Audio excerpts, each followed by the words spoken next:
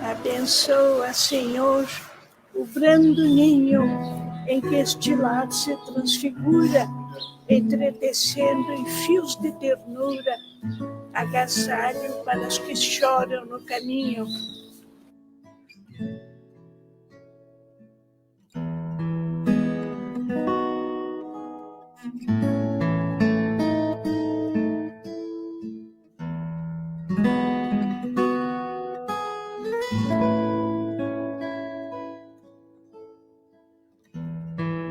O Abrigo Espírita Oscar José Pitã foi fundado em 1949 e desde então vem amparando o idoso carente com muito amor e dedicação.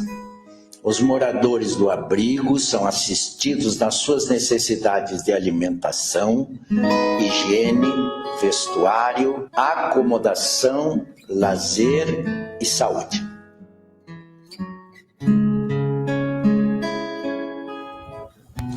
Mergulhamos no escuro torvelinho de nossa própria senda, estranha e dura. Avançamos nós mesmos à procura do asilo tutelar do teu carinho. O abrigo é também uma sociedade espírita organizada no sentido da divulgação do espiritismo. Suas atividades se desenvolvem através de reuniões de exposições doutrinárias, grupos de estudos, reuniões mediúnicas, transmissão de passes, atendimento fraterno, entre outros.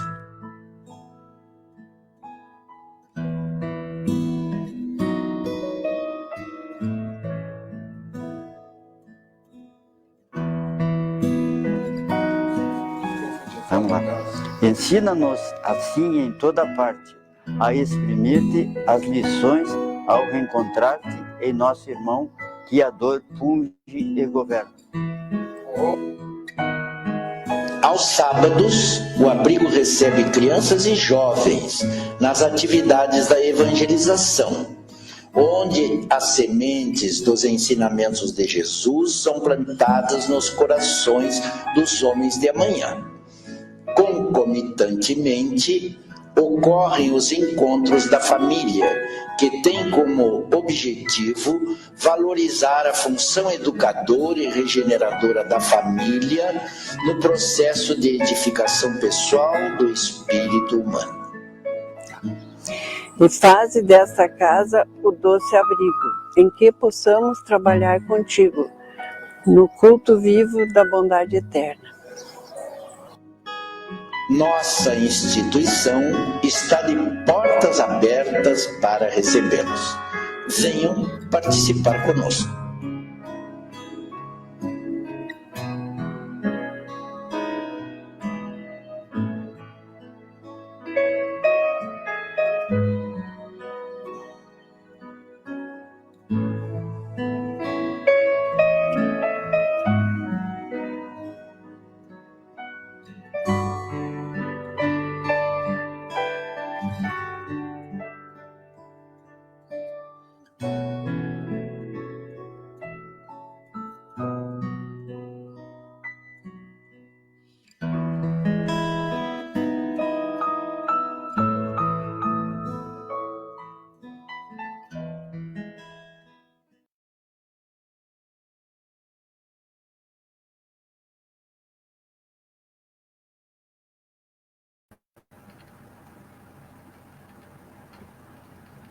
Então, nosso muito bom dia a todos os irmãos que se encontram conosco nesta bela manhã, aos simpatizantes, que todos sejam bem-vindos. E já agradecemos ao Pai pela oportunidade abençoada que recebemos de estarmos todos conectados pelos elos do amor e do coração. Rogamos a equipe do nosso amado Dr. Pitan e demais benfeitores, amigos que assistem o nosso trabalho do Abrigo Espírita Oscar José Pitan. Vamos receber o máximo de tudo o que aqui estamos buscando. Pela nossa saúde, pelos nossos familiares, pela humanidade. Então, meus irmãos, para iniciarmos e irmos nos desligando das nossas tarefas diárias normais e nos conectarmos nessa imensa corrente de luz que se inicia, vamos ler uma passagem do Evangelho de Emmanuel, segundo Marcos, que diz o seguinte: a fé. Só um minutinho para eu desligar aqui.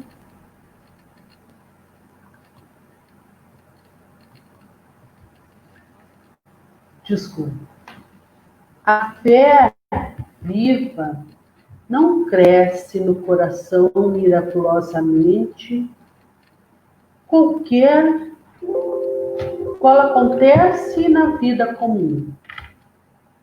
O Criador dá tudo, mas não prescinde do esforço da criatura. Qualquer planta útil reclama especial atenção no desenvolvimento. Indispensável cogitar-se do trabalho de proteção, auxílio e defesa.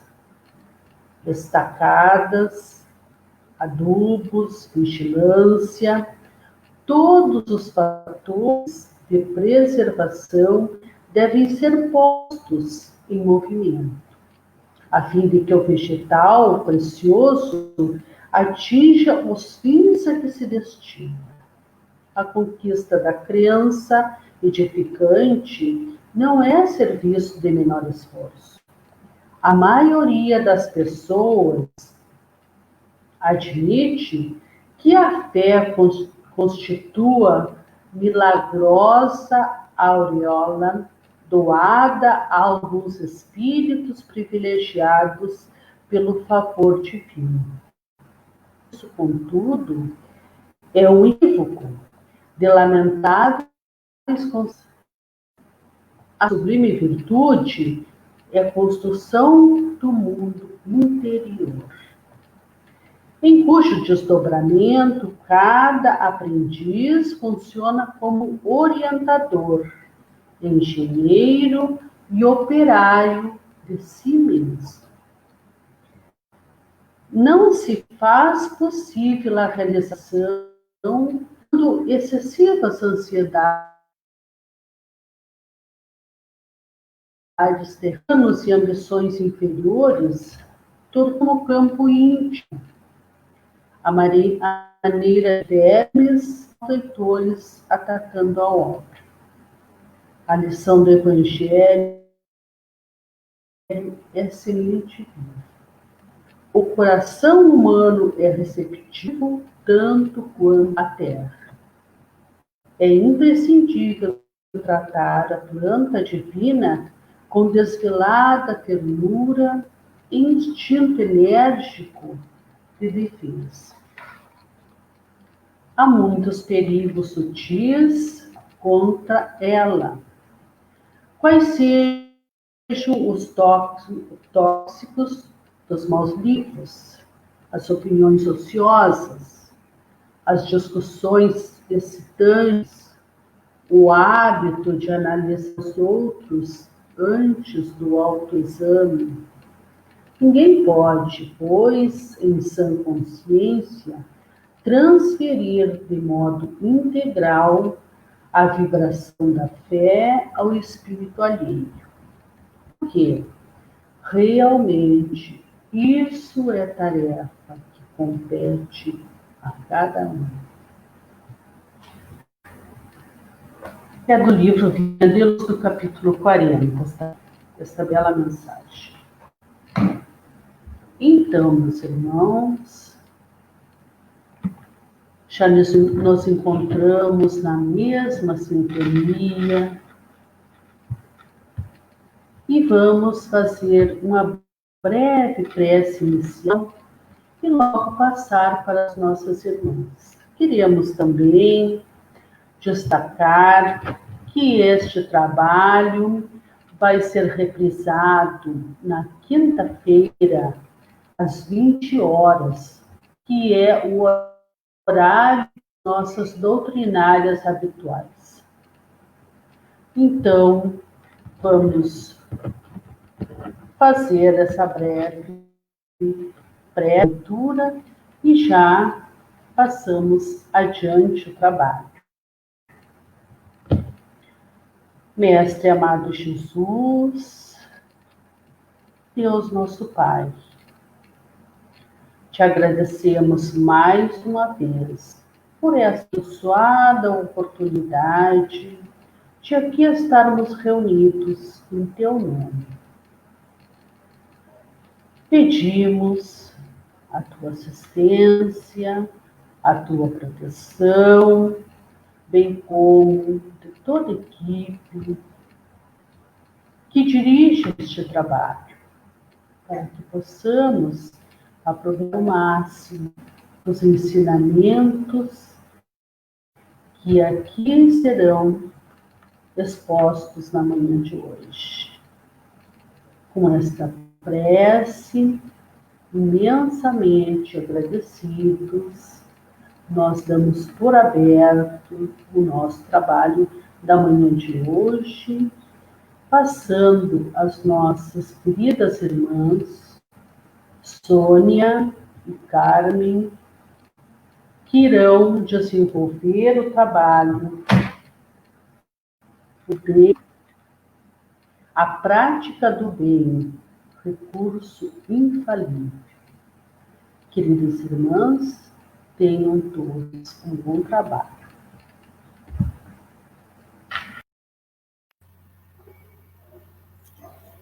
Então, bom dia a todos, com muita alegria, com muita gratidão. Nós nos encontramos mais uma vez para aprendermos, para aproveitarmos o que essa nossa doutrina nos oferece. Então, bom dia a todos, aos internautas, aos nossos colegas frequentadores do abrigo e, mais recentemente, com essa oportunidade, com essa ferramenta que nos é colocada, né, aos companheiros de ideal espírita de outros locais, de outras cidades.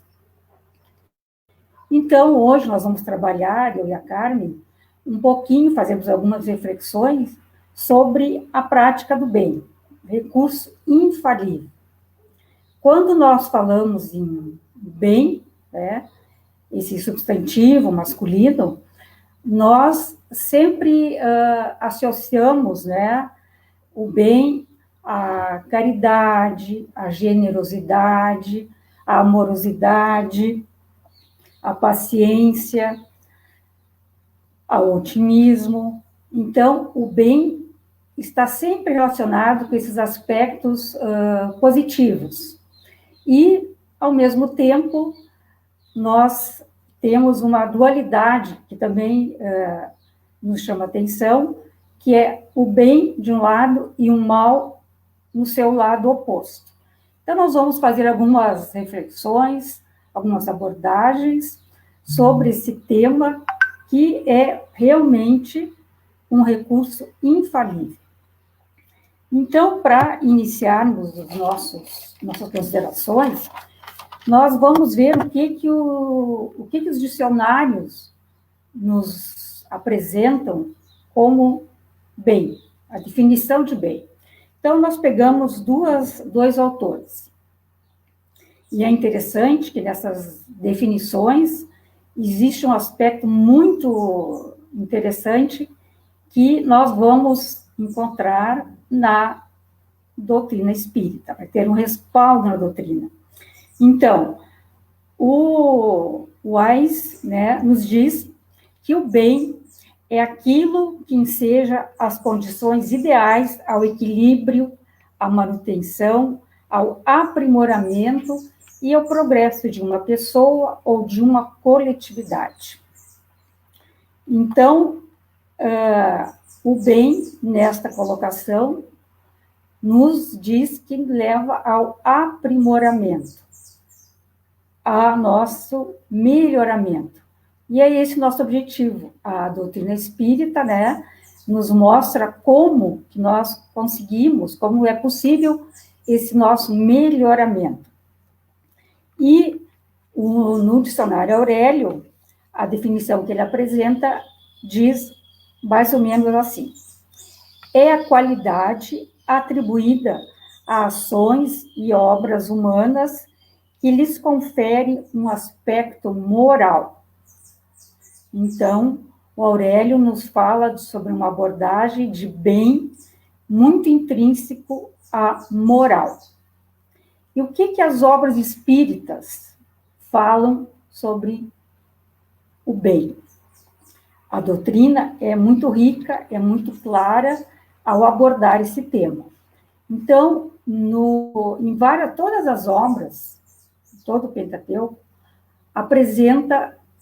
fala sobre o bem. Mas nós vamos dar ênfase, principalmente, em duas obras, no Livro dos Espíritos e no Evangelho segundo o Espiritismo.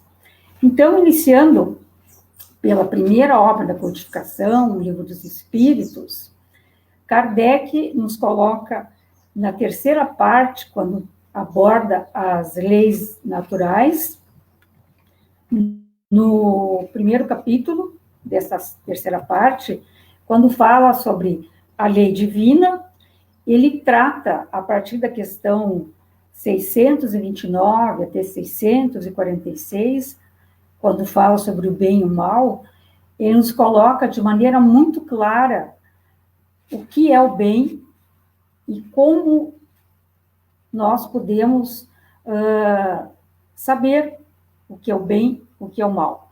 Então, já na questão 629, Kardec pergunta qual é a definição que se pode dar da moral. E os espíritos nos respondem que moral é a regra de bem proceder, é saber distinguir o bem do mal. E isto, a moral, funda-se na observância da lei de Deus. Quem procede, quem faz o bem, cumpre a lei de Deus. Na questão 630, Kardec pergunta bem objetivamente como se pode distinguir o bem do mal. Os espíritos nos respondem que o bem é tudo aquilo que está de acordo com a lei de Deus. E o mal é tudo que está contrária à lei de Deus. Então, nessa resposta, nessa questão inquisitiva do Kardec e a resposta dos espíritos, nós temos, com poucas palavras, bem objetivamente, a distinção entre o bem e o mal. Na questão 630 adiante, Kardec pergunta como nós podemos distinguir o bem do mal. E, bom, isso nós já falamos, né? A definição de bem e mal. Na 631, existe a Inquisição por parte de Kardec. Como é que nós podemos distinguir o que é bom e o que é ruim, o que é bem e o que é mal? Nós temos essa condição de distinguir, e os espíritos respondem que sim, que Deus nos deu a inteligência. Então, através da inteligência, nós podemos distinguir o bem do mal. Adiante, né, Kardec faz a seguinte pergunta, sempre rondando, né, e abordando de vários aspectos o bem e o mal, né, para ficar bem claro como é que nós devemos nos comportar, como é que os espíritos nos instruem a respeito dessa virtude, né, o bem e a virtude, e o seu oposto, o mal. Então, Kardec pergunta que, como nós ainda estamos sujeitos ao erro, às vezes nós podemos fazer o mal achando que estamos fazendo bem. Isto é possível? E aí os espíritos respondem que é para nós seguirmos o que Jesus disse. Vede o que queris que vos fizesse, ou o que não vos fizesse. Então, o bem é fazer aquilo que nós gostaríamos que os outros nos fizessem. Em contrapartida, o mal é aquilo que nós não gostaríamos que os outros nos fizessem. Há alguém que não possa fazer o bem? Kardec pergunta na questão 643. Então, tem alguém que não é capaz, que não tem condições de realizar, de fazer o bem? E os espíritos nos respondem que não. Não há ninguém que não possa fazer o bem. Somente o egoísta que nunca encontra oportunidade de o praticar. Todo dia, na nossa existência, nós temos oportunidades de praticar o bem, de exercer essa virtude. E à medida que nós vamos exercendo, nós vamos nos tornando menos egoístas. Então, o egoísta tem, digamos, problemas em enxergar essa possibilidade que nos é oferecida todos os dias, né? Porque o bem, além de nos fazer bem, faz bem ao nosso irmão. E fazer o bem é nos apresentado em várias abordagens, em várias abrangências. O bem pode ser feito, é mais fácil, a gente enxerga e consegue praticá-lo com as pessoas ao nosso redor, nossos familiares, nossos amigos, né? No nosso trabalho. Mas essa prática do bem se estende também a outras esferas. Por exemplo, a natureza. Cuidar da natureza é uma prática do bem. Cuidar dos nossos irmãos menores na escala, os animais, é também uma maneira de praticar o bem. Não maltratá-los, cuidá-los. Então, a possibilidade de nós praticarmos o bem é quase infinita, nas pequenas coisas. E os espíritos nos alertam, né, que ser ou praticar o bem não consiste apenas em ser caridoso, mas também em ser útil na medida das nossas possibilidades e sempre que se for necessário.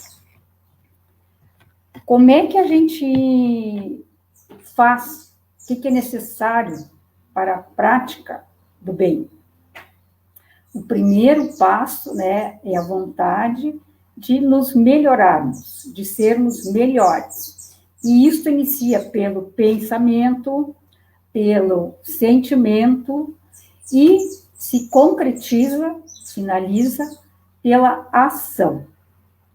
Então, inicia no pensamento e conclui-se na ação. Porque o bem, ou a caridade, ou a gentileza, ou qualquer outro sentimento relacionado ao bem, precisa ser concretizado. E nós temos essa condição, cada um conforme as suas possibilidades, devagar, né, dia após dia, E assim nós vamos, né, ao longo das existências, realmente chegar ao verdadeiro homem de bem, né? Nós devemos alcançar esse objetivo, né? Cada um no seu tempo, com as suas possibilidades. Claro que, quanto antes nós nos acordarmos e praticarmos e tomarmos consciência da importância de realizarmos o bem, melhor para nós. Mais rapidamente chegaremos, né, ao nosso objetivo final, que é a perfeição relativa. Dentro dessa abordagem de ser útil ao nosso próximo, né, o Espírito Joanes, através do Raul Teixeira, na obra Para Uso Diário, nos alerta que todo trabalho, e aí trabalho no sentido amplo, qualquer tipo de trabalho, né, porque o trabalho é uma lei natural, então, independente de a forma, o trabalho que nos sustenta, o trabalho que nos dá alegria, né? Qualquer abordagem, trabalho, não é só, então, o trabalho tido como remuneração, como emprego, né? Mas todo trabalho, independente da forma como é executada, do mais simples ao mais complexo, do braçal ao intelectual, deve ser sempre realizado da melhor forma possível, com boa vontade. Todo trabalho é bênção de Deus, e para quem o realiza é uma oportunidade. Todo serviço é nobre, independente da sua natureza. Faça-o da melhor maneira possível. Quem executa um trabalho de má vontade pode até prejudicar alguém, mas o maior prejudicado será nós mesmos, aquele que pratica de má vontade. Porque aí também nós consideramos, né, a lei de causa e efeito.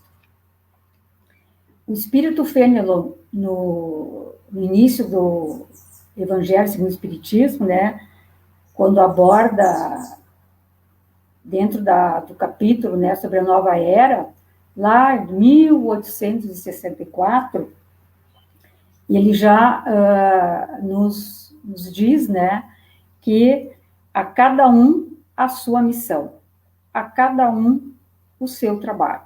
Então, todos temos uma missão, todo trabalho é a realizar. E é uma maneira de nós atingirmos, né, o nosso objetivo, nosso propósito, aqui fomos criados.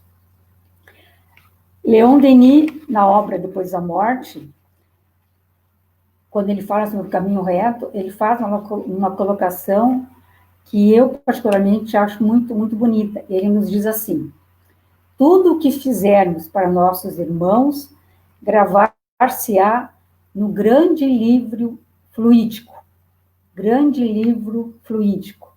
cujas páginas se expandem através do espaço, páginas luminosas, onde se inserem nossos atos, nossos sentimentos, nossos pensamentos.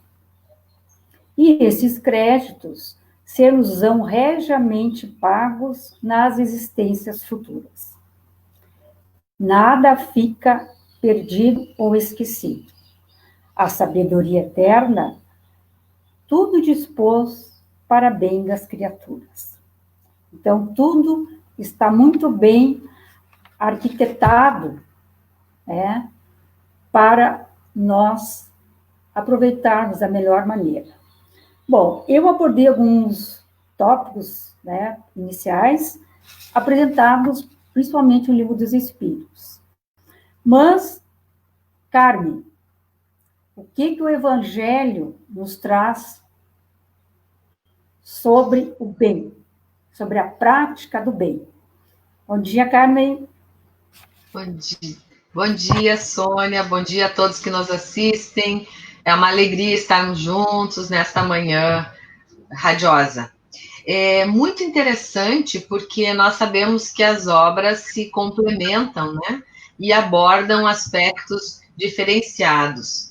Então, o Evangelho, ele traz um capítulo em que o homem de bem é mencionado em destaque. É o capítulo 17 do Evangelho. E é importante nós lembrarmos que o bem está relacionado à virtude. E as virtudes, elas são qualidades essenciais que constituem o homem de bem. Então, ser bom, caridoso, laborioso, são qualidades do homem de bem. Quando nós nos dirigimos ao estudo do Evangelho e vamos aprofundando, então, esse estudo, nós nos damos conta do imenso desafio trazido pelo Evangelho no capítulo 17, então, sede perfeitos, que o homem de bem tem pela frente. Mas é muito importante nós lembrarmos que as virtudes são aquisições que nós vamos fazendo ao longo das existências. E os bons amigos nos dizem, os bons amigos espirituais nos orientam, que se nós adquirirmos e fortalecermos uma virtude em cada existência terrena, nós já estaremos progredindo. Tamanha é a dificuldade de adquirirmos estas virtudes e consolidarmos essas virtudes nos nossos comportamentos. Então, o Evangelho, neste capítulo, nos diz, né, que o homem de bem cumpre a lei de justiça, amor e caridade. Então, essas três palavras, justiça, amor e caridade, são essenciais na constituição da vida do homem de bem. E, obviamente, nós podemos fazer vários movimentos diários que nos auxiliam na aquisição dessas virtudes que o homem de bem necessita, né? Uma delas, talvez a que guie um pouco mais o nosso caminho, é o conselho que Santo Agostinho nos dá com relação aos nossos atos cotidianos. Então, ele diz: interrogue a consciência sobre seus próprios atos, analisando se aquilo que nós realizamos, aquelas ações que nós realizamos durante aquele dia, estão de acordo com a lei de Deus. Se as nossas ações não feriram um companheiro, um colega, um amigo, um familiar, se aquelas ações que nós empreendemos junto aos outros, nós gostaríamos de recebê-las, de participar delas, se aquilo que a gente fez para o outro o feriu de alguma forma. Então, é uma análise muito simples, entre aspas, mas ao mesmo tempo complexa, em que nós passamos pela nossa mente as nossas ações, fazendo um julgamento se precisamos melhorar as nossas condutas. Então, a busca desse autoconhecimento certamente ajudará esse homem a adquirir as virtudes necessárias, né, para ser um homem de bem. E o Evangelho, ele nos diz que dentre as virtudes, nós precisamos adquirir muitas delas, né? Então, a confiança em Deus, na sua bondade, na sua justiça, a esperança com fé no futuro, colocando os bens espirituais acima dos bens temporais ou materiais, né? E nós atravessamos atualmente um tempo muito difícil, em que a nossa fé está sendo testada, a nossa confiança em Deus também, e principalmente nós precisamos construir essa fé no futuro, né? Diante da situação que nós vivemos hoje com essa pandemia, que afeta a todos no mundo, indistintamente. O homem de bem, ele também trabalha a virtude da resignação, ou seja, ele aceita as dificuldades do caminho, sempre olhando para essas dificuldades, buscando formas de minimizar essas dificuldades, né? De enfrentar as dificuldades com coragem, com determinação. O homem de bem também, ele desenvolve a beneficência, a caridade, o amor, e ele retribui o mal com o bem, né? Ele não se alegra quando seus inimigos, entre aspas, ou quando aquelas pessoas que têm dificuldades de relacionamento com ele se dão mal na vida. Ele não se locupleta com isso, ele não fica feliz, ele fica triste, né? O homem de bem é solidário, ele pensa nos outros e pensa em si, mas o outro existe e é importante na vida dele. O homem de bem também é fraterno, e talvez nós estejamos tendo uma grande oportunidade, como nós temos observado nas informações, na mídia, de desenvolver a solidariedade, porque nossos irmãos, nós, a Terra, enfrenta muitas dificuldades com essa pandemia. E a solidariedade tem se mostrado presente, né? Porque, na essência, todos temos a fagulha do bem. E isso é muito importante dizer, né? Essas virtudes vão sendo desenvolvidas, né? E nós vamos avançando. No Livro dos Espíritos também tem uma pergunta sobre o ambiente, né, que o espírito renasce, se influencia na prática do bem, né? E aí os espíritos dizem que sim, que o ambiente em que nós nascemos, em que nós renascemos, influencia na prática do bem, mas que ele não é irresistível, o arrastamento ao mal, né? Que nós, muitos de nós, temos a oportunidade de resistir ao mal e de exercer uma boa influência sobre os outros. E aí nós nos lembramos, em uma frase que às vezes sai, né? As pessoas comentam que o bem é contagiante, é verdade. Nós, às vezes, iniciamos uma ação no bem e essa ação vai contagiando, né, as outras pessoas que vão se integrando nas nossas ações. Mas lembremos também que o mal também pode ser contagiante, né?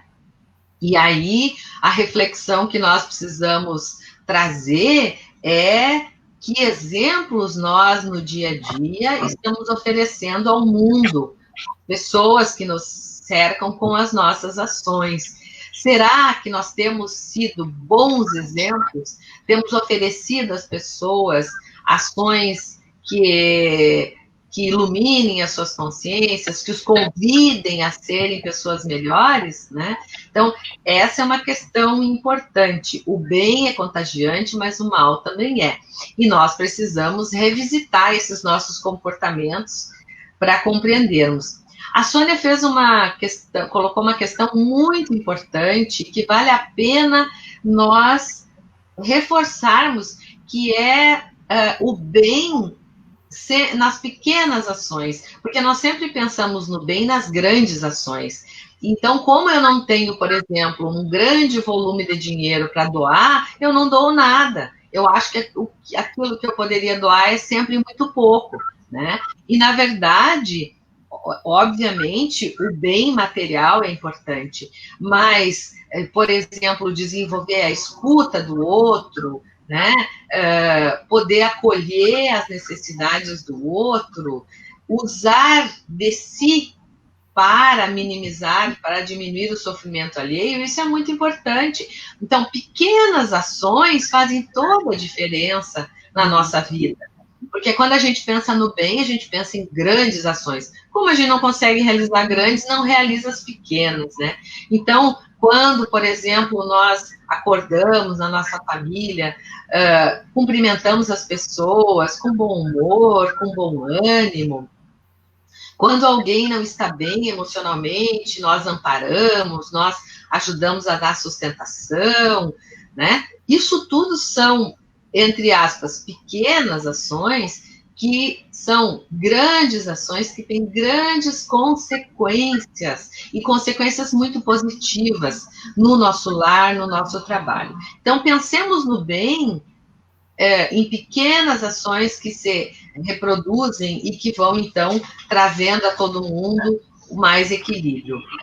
Ainda o homem de bem, ele pensa em si, pensa nos outros, e, acima de tudo, ele respeita o que os outros pensam, e principalmente quando os outros discordam dele, né? Nós temos dificuldade, às vezes, de respeitar o que discorda de nós, né? Ele é caridoso, o homem de bem, ele perdoa as ofensas, ele é indulgente com a fraqueza alheia, né? Ele não aponta o dedo para o outro, dizendo, tu és isso, tu és aquilo. Ele aponta o dedo para si, tentando compreender as suas, e, acima de tudo, pensando que ele tem ingerência sobre as suas fraquezas, que ele não né, simplesmente apontar o dedo para o outro não assegura que o outro possa fazer a mudança necessária no seu comportamento. Ainda, segundo o Evangelho, o homem é compreensivo, é perseverante no combate às suas imperfeições, é bondoso, valorizando o que o outro tem de bom, então ele não aponta o dedo para o outro nas fragilidades, mas ele ressalta aquilo que o outro já conquistou de virtudes. Ele é humilde, porque ele sabe que tudo que ele tem é empréstimo, é emprestado, né?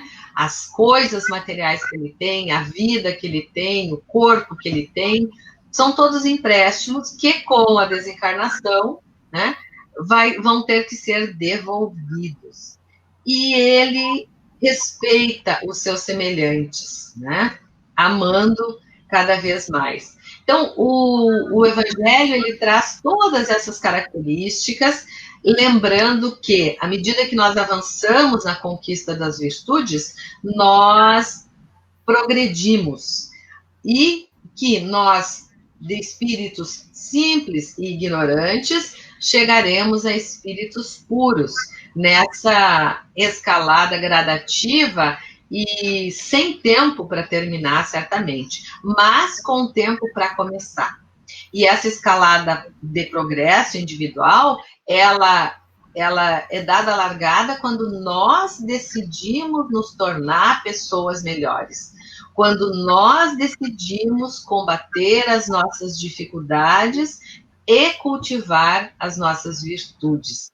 E este é um movimento individual, intransferível e muito importante. Então, Sônia, essas questões, quando a gente lê no Evangelho as características de um homem de bem, nós nos assustamos porque nós pensamos, mas, meu Deus, quando eu vou conseguir conquistar essas virtudes?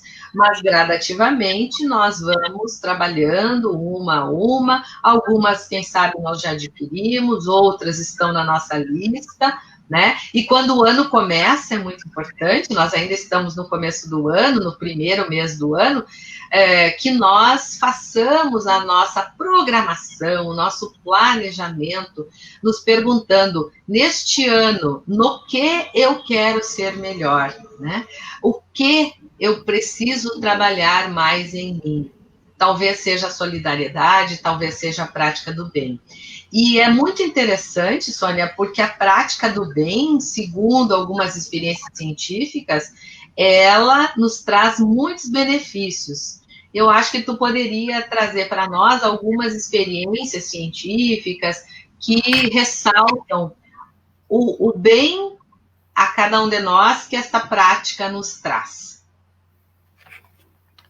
Então, né, o bem faz bem. E essa corrente do bem, né, que a Carmen falou, realmente, eu faço bem, você faz o bem, e nós vamos fazendo uma grande corrente. Então, as pesquisas mostram que o trabalho, o voluntariado, a caridade, que as ações do bem, combatem a depressão, a ansiedade, o estresse. E nós trazemos aqui dois trabalhos realizados, publicados em revistas científicas.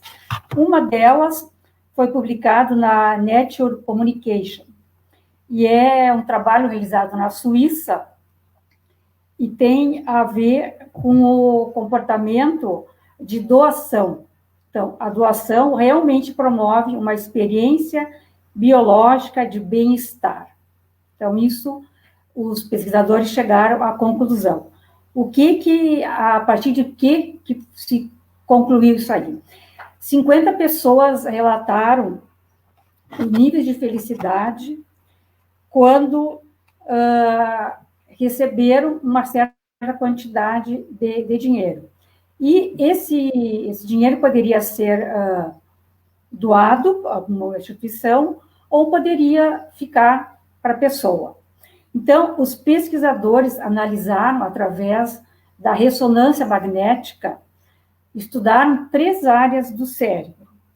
Uma área ligada ao altruísmo, ao comportamento social, uma área relacionada à felicidade e uma área do cérebro envolvida com a tomada de decisões.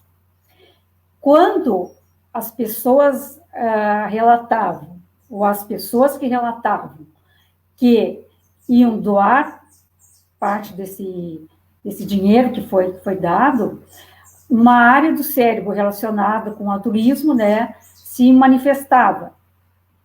E, paralelamente a esse comportamento de doação para os outros, esse ato altruísta, uma outra área também foi acionada, que é a área da felicidade. Todas as pessoas que se comprometeram a doar, além de se sentir gratificadas pelo recebimento, né, mas quando tinha esse plus de, além de receber o dinheiro, de doar parte, acionaram uma outra área, a área da felicidade. Então, essas evidências, né, de comportamento de doar e a parte neural, a parte cerebral, essa comprovação nos deixa claro, né, que realmente fazer o bem é bom. Fazer o bem é bom. Uma outra publicação relacionada com gentileza, né? Então, aquela frase, gentileza gera gentileza, realmente é bom, porque quem é gentil vai receber a gentileza em troca, né? Então, também causa um bem-estar.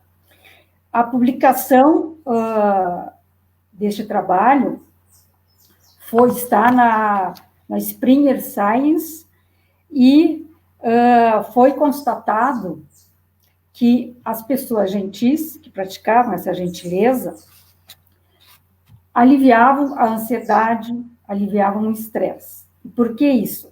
Porque o ato de ser gentil, o ato de gerar gentilezas, causavam a liberação de ocitocina, que é um hormônio do humor, associado à dopamina, que é um neurotransmissor, provoca um sentimento de bem-estar, de felicidade.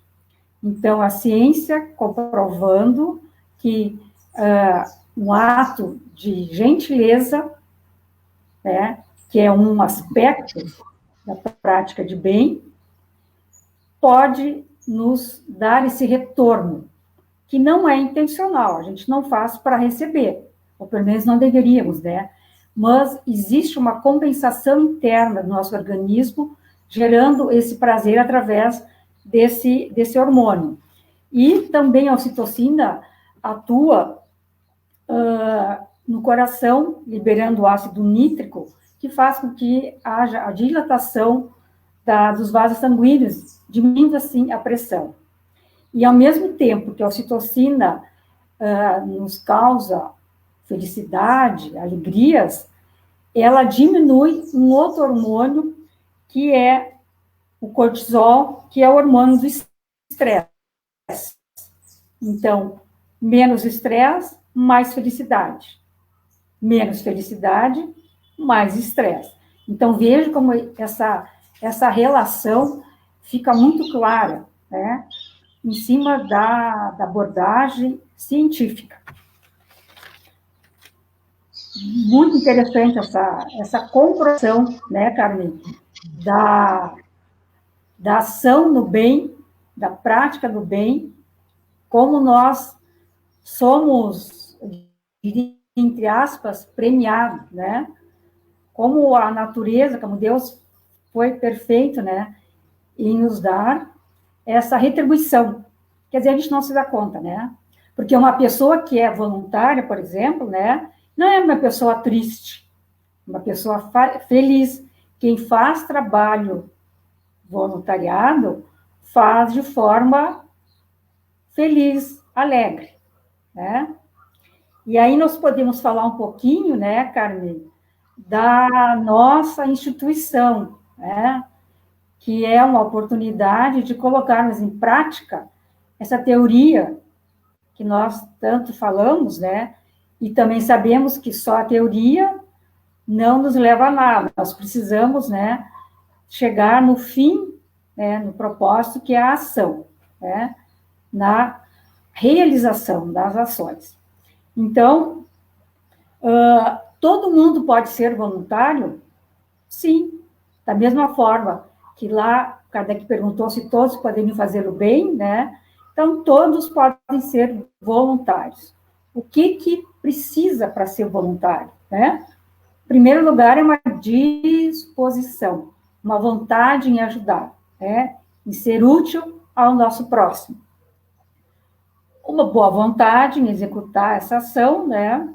E também um terceiro componente que é importante, o comprometimento, né? Então, o nosso querido abrigo, né? A nossa casa que abriga os idosos, recebe voluntários, pode receber voluntários, qualquer um pode chegar lá, Carmen. Como é que funciona essa atividade de voluntariado dentro da nossa instituição? Sônia, e as pessoas que nos assistem, o trabalho voluntário é alguma coisa muito importante de nós conversarmos, né? E na nossa casa, nós temos muitos voluntários trabalhando, né? Nós temos uma diretoria que é voluntária e nós temos um time de trabalhadores contratados, né, da enfermagem, da portaria, da cozinha, enfim, de várias áreas da psicologia, do serviço social, que são remunerados. Mas a nossa casa precisa, como tantas outras, né, de voluntários. Obviamente, nós estamos num período em que o trabalho voluntário está suspenso em função da pandemia, mas isso vai passar. E assim que passar, nós retornaremos no acolhimento e no chamamento de pessoas que desejem realizar trabalho voluntário na nossa instituição. Então, um aspecto muito importante é que quando a pessoa se voluntaria, como disse a Sônia, ela assume um compromisso. Esse compromisso começa com ela e se estende à instituição, né? Então, ela se dirige à nossa casa, propõe o que ela gostaria. Primeiro, conhece a nossa casa, se ela ainda não teve essa possibilidade, e conhecendo as áreas, os trabalhos e as atividades que lá se desenvolvem, ela nos aponta uma possibilidade de trabalho. Muitas vezes o voluntário, ele desenvolve novos talentos, né, lá na nossa casa, porque, por exemplo, ele tem a profissão de professor, mas lá na nossa casa ele deseja trabalhar numa oficina de culinária, por exemplo. Lá na vida pessoal ele é um professor de matemática, mas no abrigo ele se dispõe a acolher as nossas idosas, os nossos idosos, por exemplo, realizando oficinas de culinária. Então, o voluntariado, ele nos oportuniza oferecer aquilo que nós já sabemos, aquilo que nós temos expertise, né? Ou ele nos possibilita desenvolver novos talentos. E o trabalho voluntário, ele nos oportuniza, como nós observamos todos os dias, o desenvolvimento de uma nova rede social. Então, normalmente, nós nos aproximamos do trabalho voluntário um pouco mais tardiamente, quando quem teve filhos, os filhos já estão crescidos, já não estão em casa, quando se aproximou a aposentadoria, né? Então, é nesta fase da vida que muitas pessoas se aproximam do voluntariado. Mas também é importante lembrar que ser voluntário é uma característica importante, né, para todos nós. Então, talvez seja recomendável que nós iniciemos o voluntariado muito cedo, que nós não esperemos a aposentadoria para nos tornarmos voluntários, porque nós nem sabemos se chegaremos na aposentadoria, né? Nós não sabemos até quando nós vamos viver. Então, é muito importante que essa perspectiva do voluntariado se aproxime, né, da nossa vida cedo, não tão tardiamente. Mas então o voluntário, ele conhece a instituição, ele vê o que a casa oferece, o que a instituição oferece, e se candidata a realizar algumas atividades. Como nós mencionamos, a casa conta com os voluntários, então ele precisa estabelecer dias, horários e certamente um plano de atividades, um plano de trabalho que ele pretende desenvolver. E nós, da direção da casa, vamos acompanhando este movimento, vamos conversando com esse voluntário. Às vezes, nós observamos que o voluntário não se adequa muito àquela tarefa. E, se nós não acompanhamos, ele vai embora, ou por timidez de revelar que não gostou daquela atividade, ou por falta de vínculo, ele vai embora. Então, é importantíssimo que as instituições desenvolvam planos de acompanhamento, de monitoramento dos voluntários. Porque certamente alguma coisa nos dará prazer em realizar. E na nossa instituição, que é uma instituição de idosos, nós temos uma infinidade de tarefas que podem ser realizadas, né? Nós ficaríamos o resto da manhã mencionando as inúmeras tarefas e as atividades, né, que comportariam na nossa casa. Desde a leitura de um livro, de poesias, enfim, de música, muitas coisas podem ser feitas. Então, dificilmente alguém não tem um talento ou uma habilidade para desenvolver ou para reforçar na sua formação na nossa casa. Então, o acompanhamento, o monitoramento desses voluntários é muito importante para que a gente consiga mantê-los lá.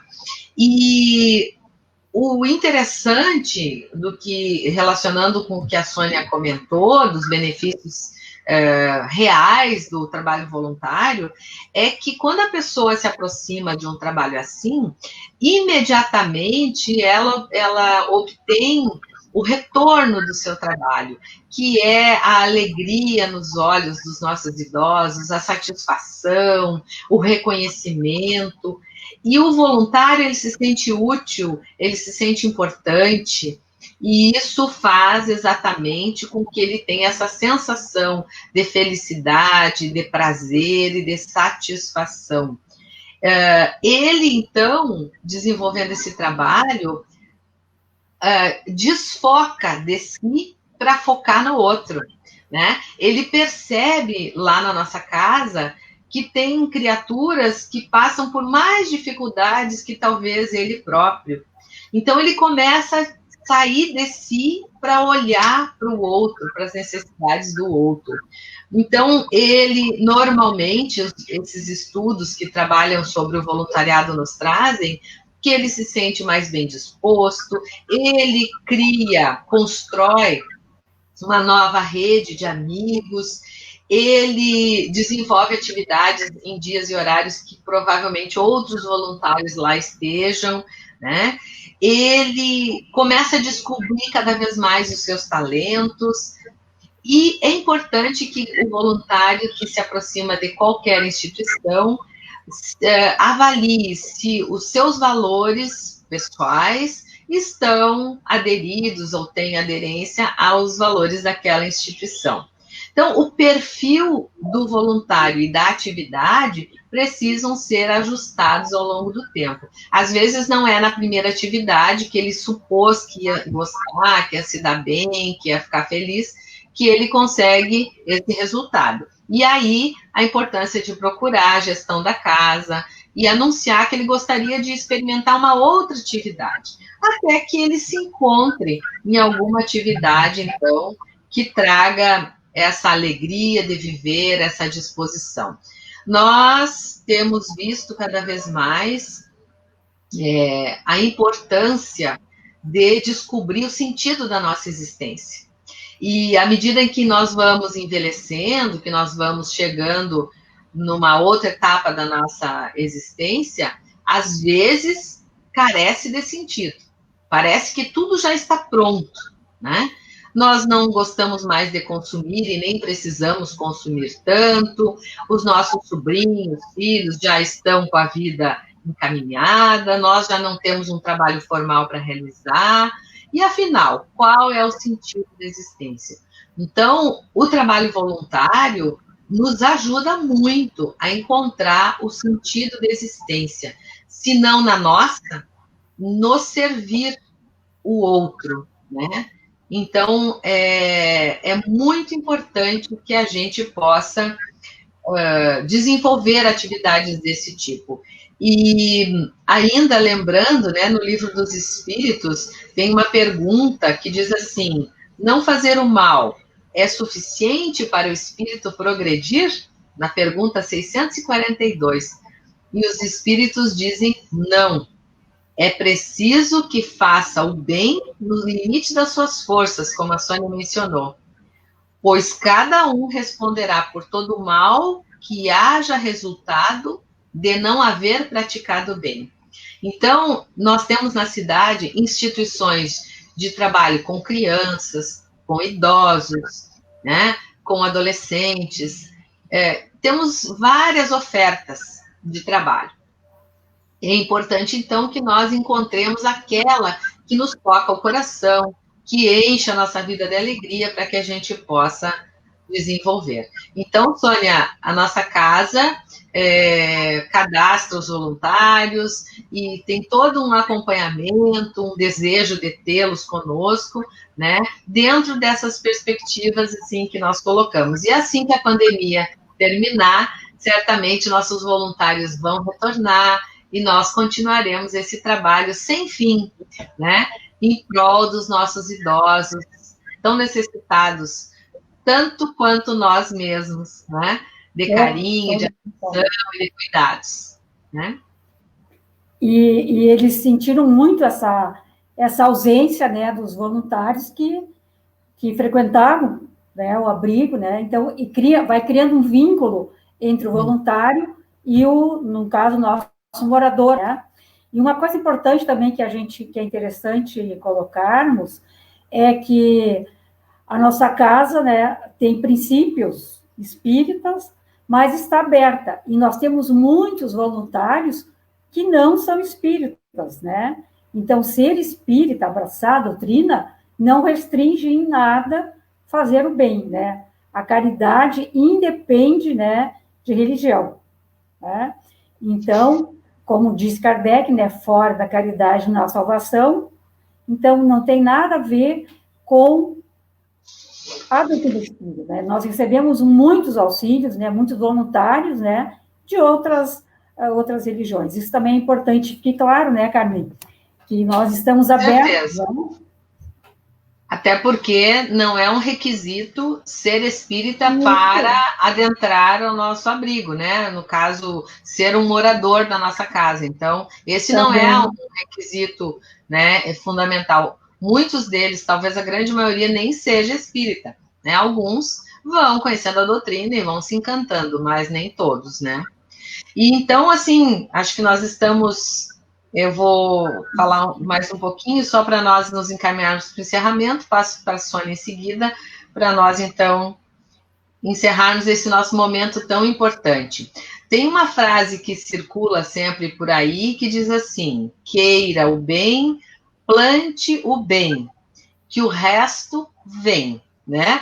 Então é uma frase muito simples, mas muito profunda, ou seja, queira o bem, deseje o bem, pense no bem, né? Atraia boas vibrações, bons pensamentos, bons sentimentos para perto de você.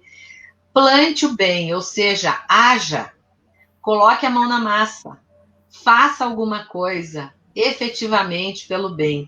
E fazer alguma coisa, por exemplo, uma oração, é um bem imenso para quem recebe essas vibrações amorosas, né? Então, pensemos no plantar o bem, na ação, da forma mais ampla possível. E o resto vem porque quando nós plantamos o bem, as consequências, os resultados são maravilhosos. Só pode vir o bem de quem faz o bem. Então, a prática do bem, recurso infalível para a saúde individual, para a paz, para o equilíbrio que tanto nós desejamos nessa encarnação.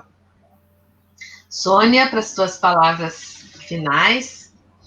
Então, eu queria encerrar os espíritos, né, os nossos amigos do outro lado, sempre preocupados em nos apoiarmos, né, em nos confortarmos e nos orientarmos. Então, eu queria falar, encerrar com a mensagem que a Joana nos traz, através do Divaldo, recentemente, 2020, né, nessa obra, Vidas Vazias. Lá no capítulo 19, intitulado Fadiga no Bem. Então, fadiga no bem, cansaço na ação do bem. Então, tirando algumas colocações que a Joana nos traz. Não estás nessa jornada, nessa encarnação, por impulso do acaso, mas por necessidade do princípio de crescimento na direção de Deus, que é, como foi a Carmen falou, né, em sermos espíritos puros, nossa evolução, nosso caminho em direção ao Pai. E aí ela nos conforta, dizendo assim: já venceste larga faixa do caminho iluminativo, e a razão te impele na direção da grande luz. Sempre melhor a fadiga do bem do que o cansaço da luxúria, da lassidão da usura, do impositivo, dos vícios exaustivos. Bem-aventurado é todo aquele que esfalfa, que se cansa, né, no cumprimento do dever, porquanto as compensações de paz e alegria são inauditas, são extraordinárias. Então, com essa mensagem da Joana, nós encerramos, né, Carmen, este trabalho, onde nós abordamos alguns aspectos do que como é reconfortante e como é importante essa prática do bem, essa ferramenta que é nos colocada à disposição e que está à nossa disposição para nós nos melhorarmos, nos reformarmos e irmos em direção ao propósito a qual nós fomos criados. Então, com alegria, nós nos despedimos, desejando a todos um feliz domingo, uma ótima semana a todos. Bom dia. E que a paz do Mestre esteja com todos vocês. Que assim seja.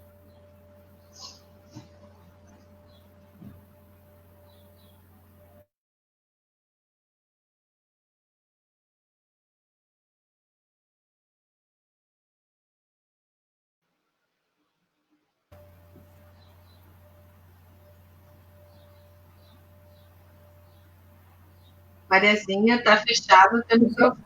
Já, obrigada, muito obrigada. Então, só nos agradecer aos irmãs pelas belíssimas últimas reflexões nesta bela manhã de domingo. É um banquete, é um banquete. E a gente fica ouvindo e fica fazendo as nossas reflexões íntimas, mexendo naquelas sessões, às vezes, onde a gente não foi tocado. E uma breve palavra mexe. Vamos fazer parte desse elo. Vamos nos conectarmos.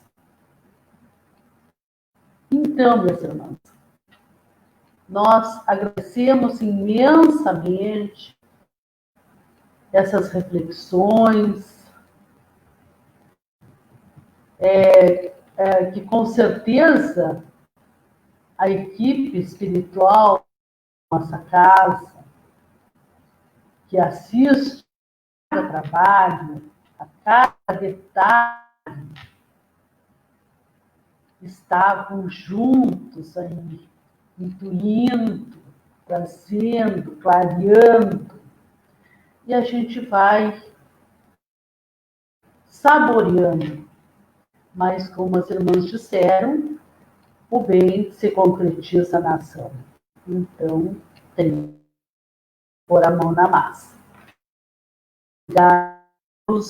Vamos fazer a nossa prece de encerramento, nossos agradecimentos íntimos, para, durante a semana, durante nossos dias, irmos distribuindo os nossos entes amados, com as pessoas do nosso trabalho, que nós estivermos, essas gotículas de luz que nós recebemos. Então, só nos resta agradecer. Vamos agradecer ao Pai, agradecer a esta equipe de trabalhadores do plano maior, agradecer ao nosso mestre amado Jesus por mais esta oportunidade. E rogamos, Pai, que nos assista, que assista a todas as pessoas, a humanidade inteira, que o mestre amado Jesus, governador do nosso planeta, esteja em cada detalhe de tudo o que está acontecendo. Que seja tudo encaminhado da melhor forma possível. E que nós possamos compreender os seus ensinamentos. Nós possamos compreender as ações que são promovidas à nossa volta e possamos estarmos engajados nesta corrente de luz, nesta sintonia que nos leva às mais altas esferas da espiritualidade. Pedimos, Pai, pelos nossos abrigados, pelas nossas famílias, por todas as pessoas. Com esta prece, imensamente gratos por mais estes momentos, nós te agradecemos e desejamos a todos muita paz. Que assim seja.